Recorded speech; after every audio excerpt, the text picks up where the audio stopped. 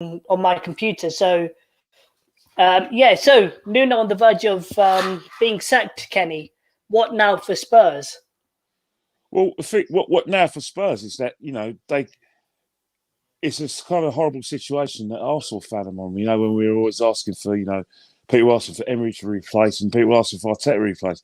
Until Spurs have got someone ready made, it's been very difficult. My hunch is that they're going to have to go back to the managers who've turned them down in the summer.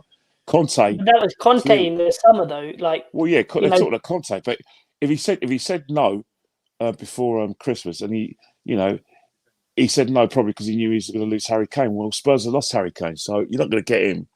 Harry Kane is down tools. I don't know if you watched the game yesterday, but Harry Kane. I watched all of the game. Yeah, I saw the game.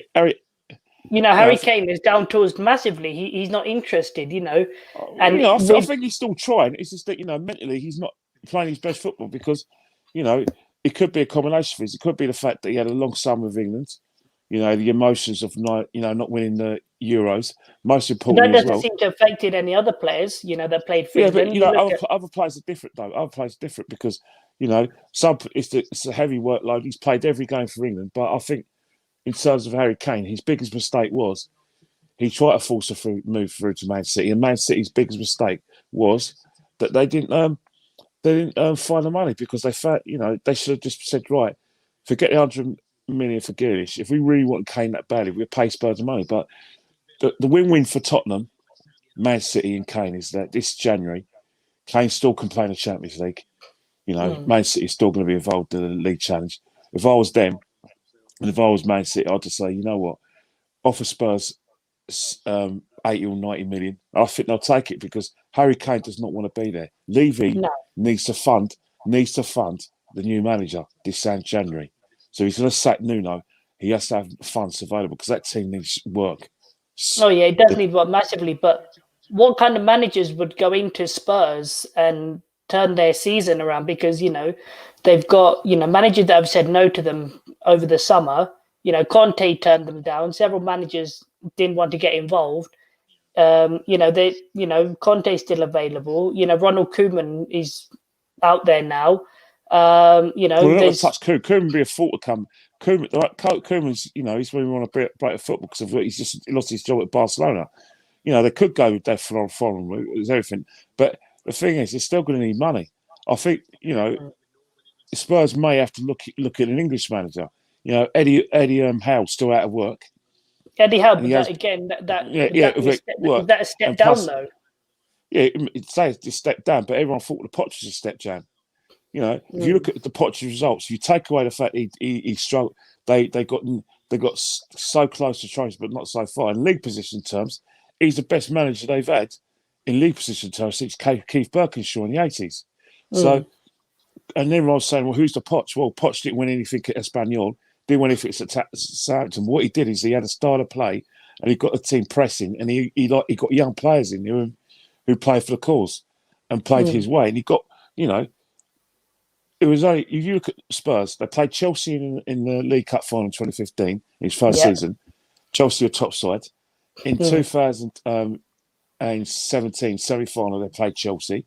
The semi-final in 2018, they played Man United. The League Cup final the League Cup final they played last year, although he weren't there, it was against Man City. If you look at the Champions League final, they played Liverpool. They didn't lose to poor teams. They lost to teams that were slightly better than them. Man United in 2018 finished higher than them. You won the league by 7 points from them in 2017. Liverpool, finished a very, very high second to them in the Champions League final. So they didn't lose to, poor sides. They lost to some of the best teams in Europe and in Britain. So it's, in layman's terms, this is not an Arsenal fan talking. This is a football man talking. He didn't do too bad, but you would have thought that at their level they could have turned one of those defeats into a win, because that's the company Spurs were keeping. You can laugh at Spurs all you like, and Arsenal fans could do that, but Spurs from about 2015 up until probably up until June 2019, were mixing much more bigger company than Arsenal were. And there were times, dare I say it, in Chelsea, your club, can't deny it.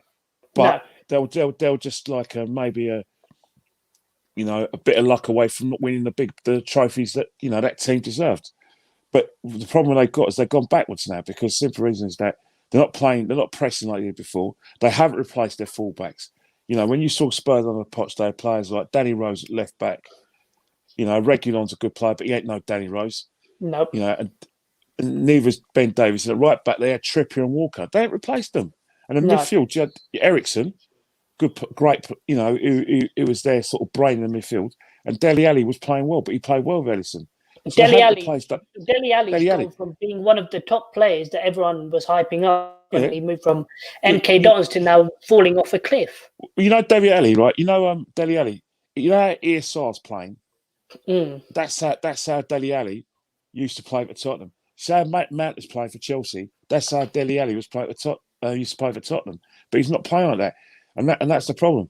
And plus, they've had Jose Mourinho, where he can't play this kind of football that Pucci's played, personally because he ain't got the players or the desire to do that. And then Nuno Espirito Santo is the next Jose. So why did they sack Jose?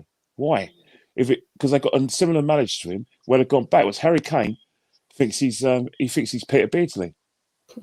So in that respect, but do you think that's because Harry Kane runs the Spurs dressing room and whatever he does?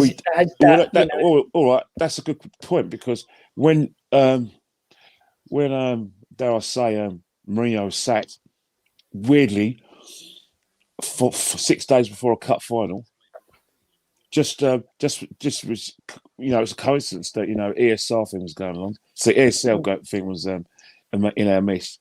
But as I was saying before, in terms of Harry Kane, I don't want to sort of bring in any speculation, but when Mourinho was sacked, Harry Kane's best mate got the job as the interim head coach, whilst you had experienced people like Chris Powell, who managed at Huddersfield, was managed at Charlton, couldn't get the interim job when he's had a bucket load of experience. But Harry Kane's best mate, Ryan Mason, got the job. So if you want to go that road and say Harry Kane's got a lot of influence, I'm just saying it's a coincidence that his best mate became their interim manager. If Nuno did get sacked today, which they might sack him today, would you as an Arsenal fan say, right, cut the ties with Mikel and get Nuno straight in there? No, not at all, because Mikel at the moment is amongst the Arsenal fans, and some Arsenal fans who claim they said they wanted him out have now turned a corner and said no way. So it's one of those things where we don't. But do you think you've actually turned a corner? No, I don't think so. Arsenal haven't turned a corner. We've had this result before. They beat Chelsea and they went on a similar run. We're in the league, and then they met a brick door in a massive Villa and Wolves. And now yesterday after yesterday I'm going to stop watching AFTV because there's a guy on there called LV General.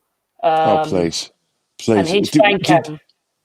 He said, we're title contenders, and I'm like, hold on a sec, where did this guy have the audacity to call Arsenal title contenders from? Yeah, but there's so many people now who are saying, we're on a title-winning form, and we're in and amongst it to now go on and win the title in this rich vein of form that you lot are in. And I'm thinking, hold on, where have you lot all picked up this this big voice from all of a sudden? Yeah, you're 9 unbeaten in all competitions or whatever, but you're not on like a Chelsea or anything. You're not on our kind of form, And this is the reason why. Like, this is why I watch your podcast with Lee. I know I don't, I have my opinions on Lee, but you guys always say, Mikel, he's got his players in now, and he's trying to. Yesterday, who was? I think it was Gary Neville. When they were saying who has actually won the Ollie Mikel debate, and I sat there and said, Mikel's won that debate when they were comparing, Ollie, Lampard, and Mikel. Mikel Arteta for me has actually won that debate Well, he hasn't, because though. He hasn't won the debate because if you look at Ollie's results for Man United have finished in his first full season. You know, he got some extra results after he got the job. Obviously, they fell away and finished sixth. That was, if you like it, it wasn't his first full season, but he steadied the ship, and he was, he doing what, beat Paris Saint-Germain in his first season. Then they lost to Wolves in the League Cup, FA Cup quarterfinals, and they kind of fell away. And then next season, there was some, kerfuffle in terms of like players not settling in. Lingard had his problems as well. But that season, after lockdown, they managed to finish third. Players like Rashford, like Fernandes and Greenwood couldn't stop scoring. In the second full season, that was the season when they went unbeaten away from home in the league. Yes, they finished a very poor set in the main City. Yes, teams like Arsenal turned them over at Old Trafford. But you're saying the results, Ollie always managed to pull it out of the fire. And they got to Europa League final. Yes, the Champions League, they finished third in the group. But Ollie always does that. I've been saying this for weeks to you, that Ollie is going to pull it out of the fire because the simple reason is that he knows full well that if he gets Man United playing the way Sir Alex did, he just hasn't got the players. They can't press. They were saying yesterday, apparently, the way that United were set up, I sort of sat there and I was looking through Twitter and, they were all saying, this has got Sir Alex Ferguson written all over it, the way that they were set up, kept their shape and everything. And I sort of sat there and thought, hang on a second, Alex Ferguson might actually have tactically set them up today because there's no way Ollie would have set them up that well just with Raphael Varane coming back into that side, and kept a clean sheet. That's their first clean sheet for God knows how long, with Raphael Varane coming back into that thing. And I do kind of understand where fans are saying, with all the drama that Sir Alex Ferguson has had with everything going on at United, him protecting Ollie, him having whatever at United, I actually think he's had some influence over yesterday's game. I don't know what you feel though about that, Kenny. I don't think he had any influence tactically.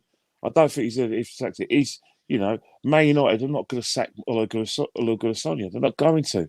They're going to give him the rest of the season to win a trophy. Man United at the moment, the way they're budgeted, is more. Man United are more about, and Arsenal to a certain extent, they're more about the commercial side of things. About because they've made more money since they stopped winning the title than they had when they win it under Sir Alex. They're a commercial beast, and that's what they're about. Merchandise wise, Edward Wood's done a great job for them in terms of all it, and they've budgeted to get in the top four. Despite the fact because if Man United really wanted to win the league, they would have got they would have bought a spine rather than a superstar. They buy about a couple of superstars. That's not a team. A team is when you look at the goalkeeper, you look at the right back, maybe a midfielder, and you look at the forward. That's a spine. They don't buy a spine. So they're budgeting for the top four. So if Ole Gunnar Solskjaer wins the league this season, which is unlikely, that's ahead of schedule. If Man United get in the top four, win, probably fluke the Champions League, which let's face it, no one thought you lot would win it. Like when you got rid of Lampard, so it's doable. And our fans, there's a section of our fan base, Kenny, that Jesus Christ won't let go of the Lampard thing either because why not? They said that how will we? So there's someone on Twitter, I don't know who it is, right? They put out a thread saying, look at what Lampard did in his first season, bringing through all the youth at the football club, and getting us top four in that. And we had a brilliant first season under him, and we could have built on for the future. And then I replied to it and said, hold on, are you actually comparing Lampard the player to Lampard the manager, who didn't really know how to tactically change games like Thomas Tuchel? And they're our fan base are full of idiots. Like there's just sections of our fan base that I can't stand because they won't let go of Lampard the manager, as in Lampard the manager over Lampard the player, because they can't see that Lampard manager didn't really have the tactical nous to go on and change games like Thomas Tuchel did yesterday. We weren't playing well at all. He tactically changed by bringing on Ross Barkley and Loftus-Cheek, and then that opened the floodgates for us to go on and win that game. Tuchel is able to tactically change games where, we haven't really been playing well, but because you look at the players we didn't have yesterday, Pulisic, Mount, Kova, Lukaku and Timo Werner, that's 5 of our main starting 11 there.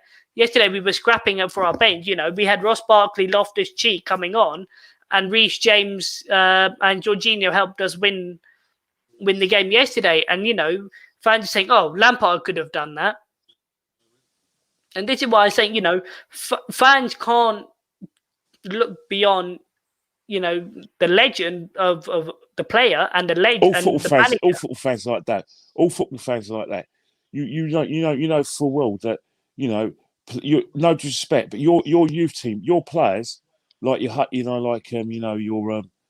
Mason Mounts, your Reece James, maybe someone like Hudson-Odoi, they're always going to get more time with the fans because they come from your ranks, as opposed to someone like Ziyech and Werner, who Ziyech and Werner. Ziyech just needs to go. Yeah, but he was so poor in that front three.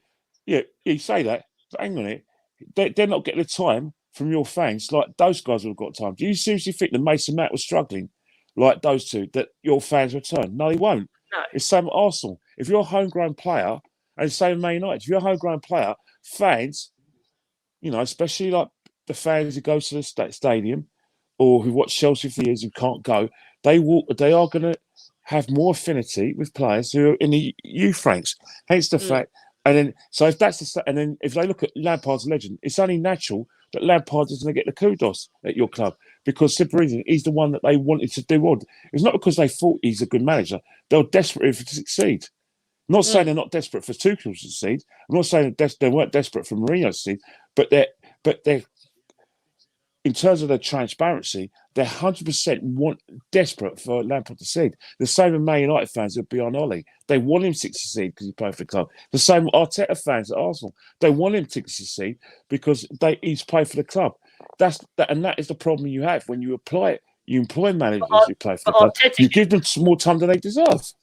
But Arteta should never really have gotten the job anyway because Arteta went from nothing to give him the job, though. Arsenal, you look at he got the job because Vieira now. That's another one of your legends. I wouldn't call Arteta an Arsenal legend, even if a legend of the game. Don't worry about that. I wouldn't even call him a legend of the Premier League, let alone anything else. But Vieira got out and went and got a little bit of experience. And who was it yesterday? I think it was Roy Keane who said on Sky Sports, Lampard went to Derby, jumped in the Chelsea job, and Tuchel, who probably had the greatest job in the world at PSG, now has, and he's getting what he wants at Chelsea. Now, my expectations are that we go on and win the League Cup. You guys have been match fixed in the League Cup. If you guys can't get past Sunderland, then it happens. If it's not match fixed, it's a draw. It's like a draw. What are you worried about playing Brentford? You beat them in the league, didn't you? A couple of weeks ago. You've got nothing to worry about, have you? Yeah, you should worry about playing Brentford. Yeah, Brentford. And Norwich as well. Norwich are getting slapped up by Leeds today, aren't they?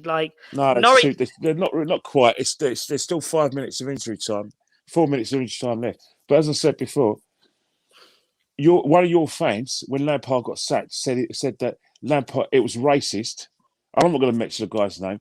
He said it was a racist act by Abramovich because Lampard's a British manager. Well, you know what I meant, don't you? Yeah, you know what I meant, exactly.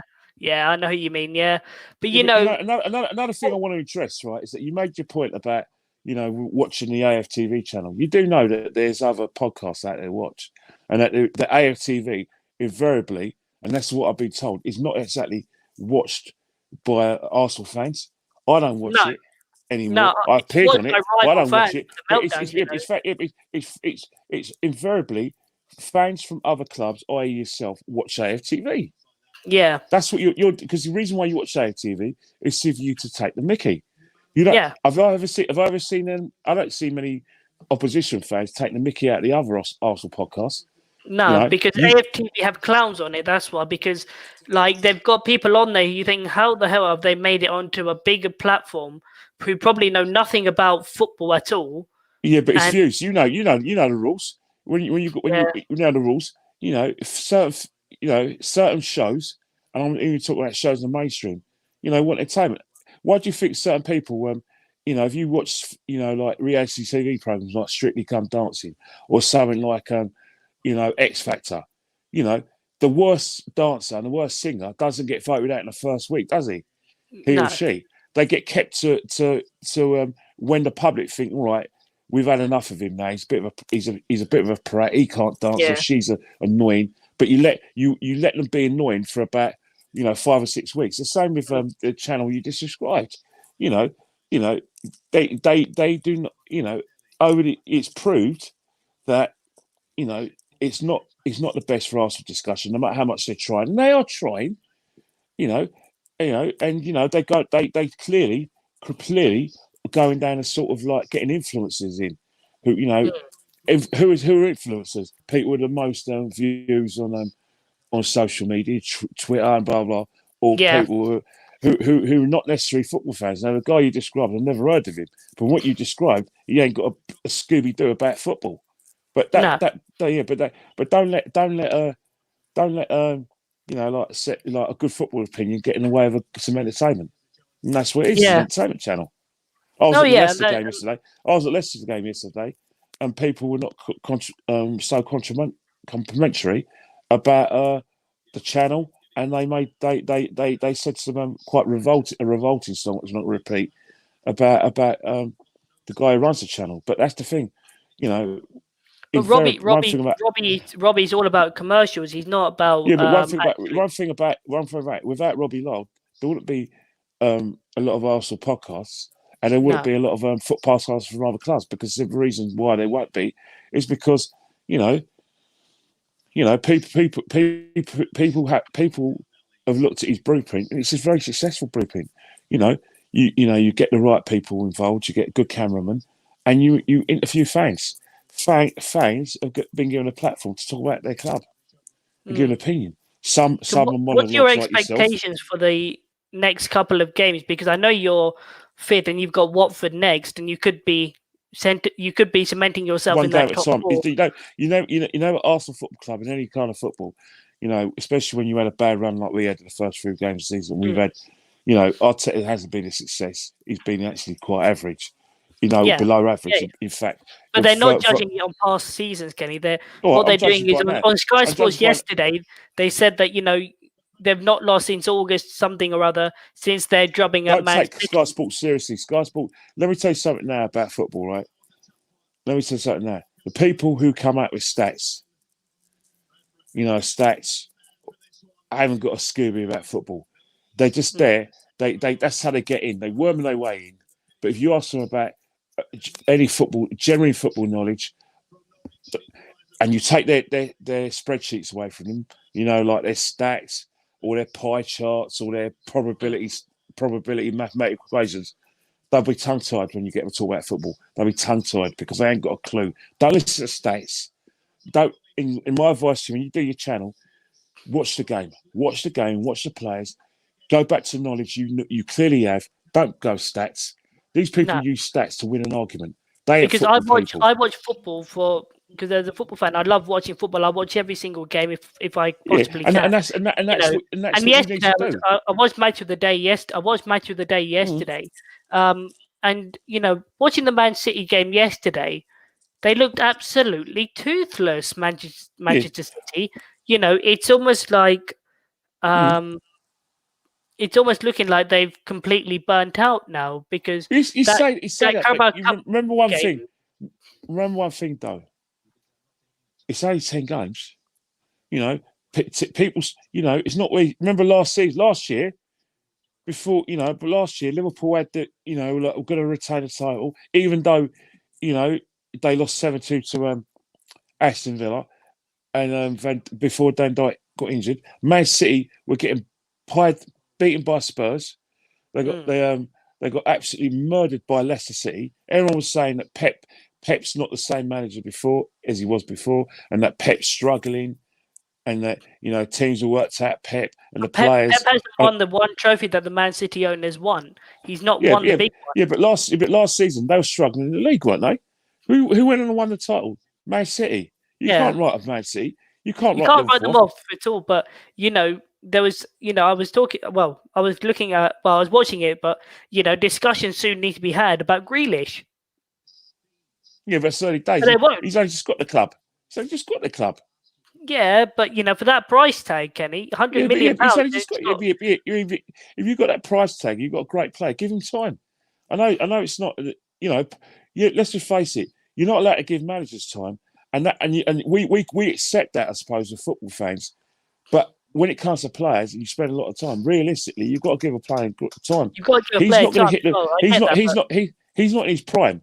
If he was in his prime, then you've got every expectation to expect him to don it up. But even then, it's going to be difficult.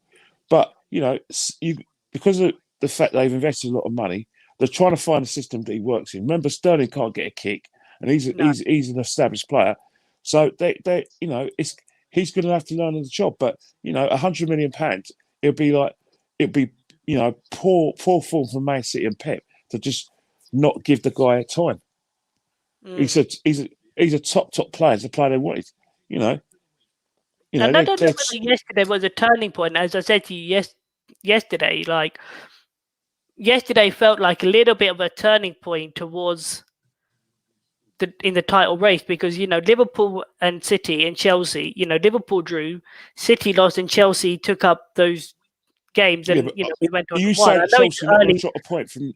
Say you're going to say like out of 29 games, right? Chelsea are going to get 87 points then, because that's the. I'm not going to say that we're going to do it, but it'd be nice to win a title again. But I'm looking at it from a game-to-game perspective, because I'm just looking at it. Okay, we're still in 5 competitions. We've still got the FIFA World Club Cup to come in January, February, March, or whenever it is going to be. Then we've got the FA Cup, the League Cup semi-final, the Champions League, and whether FIFA will make if we're having to play the FIFA World Club Cup, whether they'll allow us to split our teams, saying one team go to the whoever, if we make it past Brentford Carabao Cup, and then send one team to. You remind me, you saw what Liverpool did 2 years ago, didn't you? What they did, they sent one team to the League one Cup, team to Villa, and one team to Qatar. You know what? You nearly had me there, didn't you? Yeah, I remember that Liverpool did it. Yeah, and I'm just saying whether they'll allow get beaten by Villa 5-0. Yeah, but because that's because they had sent their under 18s there, Kenny. Like if it was their first team, then Villa would have beaten Villa. But because they were, but you can't do that at Chelsea. You got to do that at Chelsea, because you can't exactly. If you're playing a tournament, you can't leave Kepa and all your other 11 players who are good enough to get you first team, because you're going to need them for that tournament. So you're going to have to do the same thing. Yeah, and that's the thing, isn't it? Like, we don't know whether they're going to allow us that breathing space to, push back. But you should get the breathing space, because the tournament's in January, isn't it? Well, we don't actually know when it is, but all we know it's in Dubai. That's all we know. We don't know whether it's in January or February time. Well, but, you know what? You could always do what Man United did 22 years ago and pull out the FA Cup. They did it. Yeah. But then, the FA Cup, Kenny, do you feel the FA Cup is becoming almost on the Carabao Cup level of importance? Well, I wouldn't say that, because you look at the FA Cup, it makes me laugh when people say that, because you look at the winners of the FA Cup and the Carabao Cup in the last 20 years. You look at the names.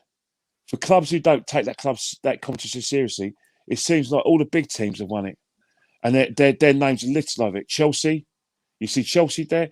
Tottenham have won it a couple of times. We FA Cup. You guys have won it plenty of times. Yeah, but you know how many times FA. You see Liverpool on that trophy. So it's a myth when people say that the big clubs don't take it seriously. Yeah, they take it seriously when it comes to the semi-finals or the final. So and Pep Guardiola clearly loved that competition, because he won it 4 times in a row. So you can't say he don't take it seriously. FA Cup, Arsenal take it seriously. Chelsea, when you sack a manager, Abramovich wants a trophy on the table every season, and that FA Cup has been very good for Chelsea. And I So think the everyone expectations are at takes it Chelsea seriously. that we always win something. We Yeah, can't. all In right, our that's the fan thing. base, All we right, never let the standards drop. Of we don't ever want. We always exactly. want to So win the trophy if you every don't win the season. league, the Champions League, Chelsea will every mate. Chelsea will either have the FA Cup or it'll be something like a League Cup. So Yeah, all these big clubs have to have a winner, and Man United will take that seriously because it's what you know. If you look at Chelsea's trophy horse, it's a Bradford's Cup came to your club. yeah, There's a lot of FA Cups in there. yeah. There's a But few we've League not won Cups the in there as one. well. We've not won the one thing that Liverpool won. That's the only thing we haven't won, and that's the Club World Cup. But Where even so, I'm talking about domestic trophies. People say the FA Cup is taking less importance. I'll tell you which teams don't take it seriously. The teams that know they're going to get relegated and desperate to stay in the Premiership. Norwich. Teams like that, ain't got a Scooby Doo winning the league. You would think that they haven't won a trophy for years, that they'll try and win the FA Cup. But clearly, they're the ones disrespecting the FA Cup, not the big teams. It's them. They're the Norwich, ones. Norwich should be banned from coming back up next season. Why? Because they always play come one of into the those, Premier League and they don't they never they're still yet to win a game. Like people are saying, why did Norwich even bother coming back up? They're such a yo-yo club that every season they'll be guaranteed promotion and then guaranteed relegation when they come up. West Brom used to be like that, innit? There's some teams that are too good for the Championship and not good enough for the Premiership. West Brom, to a certain extent, are in that category. Fulham, blatantly are in that category as well, innit?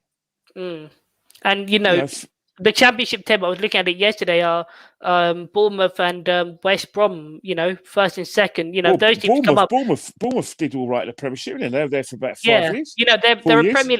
Those two teams, I would say, are Premier League teams in the Championship. But where do you see your season going, and do you think you can maintain one game at a time? You can't say anything but one game at a time because you don't know.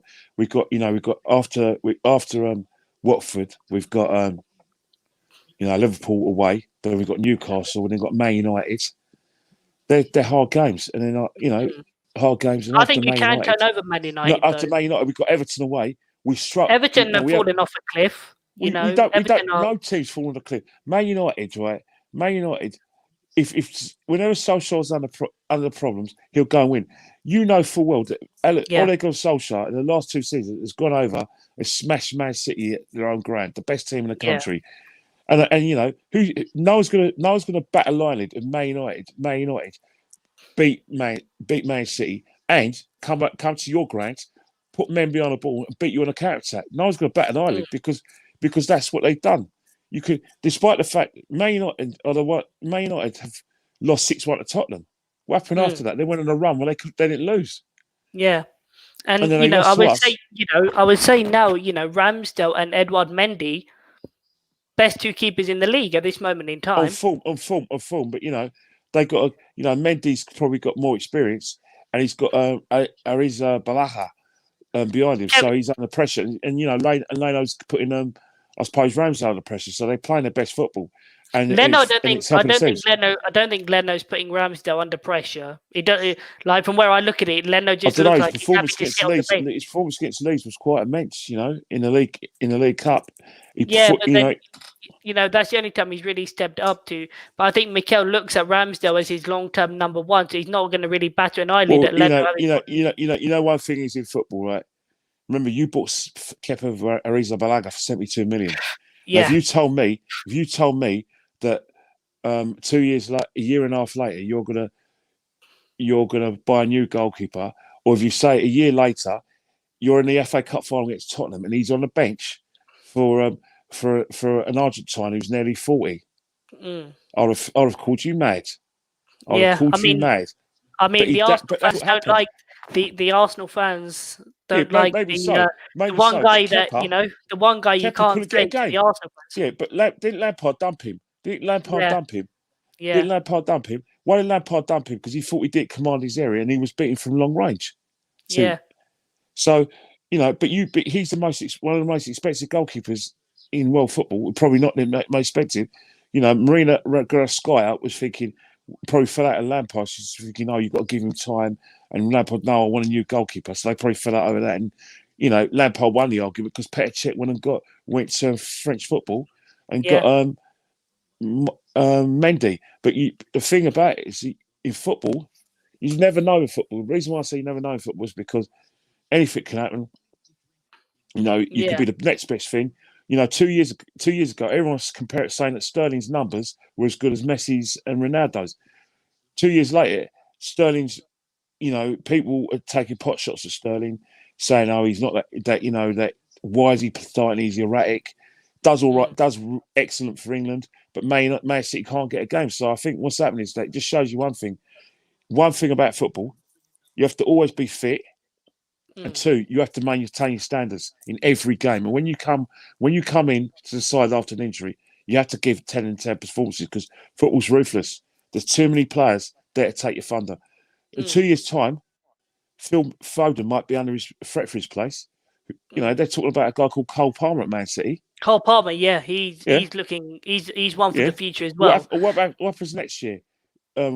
If Conor Gallagher does really well with Aston Villa, Crystal Palace, he's going to be put. Yeah. He might be the next big thing for Chelsea. Yeah, so and this is where I always say, and people always don't. Well, no one likes to say, but we do. Our academy is the best in the world. There's no reason. But the reason why it's the best in the world is because you spend money on it, and you've got the right best coaches. You've got the best people behind the scenes. If you get the right, if you want the best, you pay for the best. Chelsea pay for the best. And if you look at all of our players out on loan, as good as yours as well. Conor Gallagher's shining. Loftus-Cheek came back.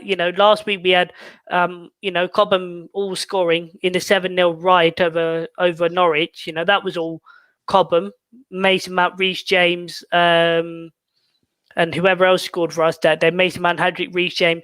I'm seeing Mason Mount comparisons with Emil Smith Rowe. Let's face it, Chelsea have always had a good youth. Even when you had that horrible training ground in Hayes and Harlington. I just remember having a chat with, I was on a TV programme with Ron Harris, one of your greatest ever players. I mean, he's made the most appearances for Chelsea. I said to him, "You're born and bred in Hackney. That's an Arsenal stronghold. Why not Arsenal?" And he said that his dad used to take him to Arsenal as a kid and blah, blah. But he used to say to me, he told me that West Ham and Chelsea, and we're talking like early, late 50s, early 60s, had the best youth policies in London. So he went to Chelsea and Mickey Troy, someone you may not have heard of, a Chelsea boy, but he's born in Highbury, Arsenal fan, went to Chelsea. So that was always been a tradition of Chelsea to have a good youth set up, but it's out of the world now. But there should be no comparisons this season between Mason Mount and Smith Rowe. There shouldn't be. Well, I know Smith Rowe's doing really well, but the comparisons are. Why not? Football. The England. I said in my interview yesterday, if Smith Rowe adds goals to these games, as well as and he scored, then what will happen is that he is going to put players like Mason Mount, Henderson, and midfielders like Phil Foden under pressure for the consideration of the Southgate squad. We all thought after the World Cup in 2018 that was a closed shop. What happened? Yeah. Lingard can't get a game for Man City. Ali can't get a game for Tottenham. Players like Calvin Phillips has gotten inside, became a mainstay. But all you've got to do is be good for a couple of games and you get the England squad. Yeah, but it's over because the game's played so great.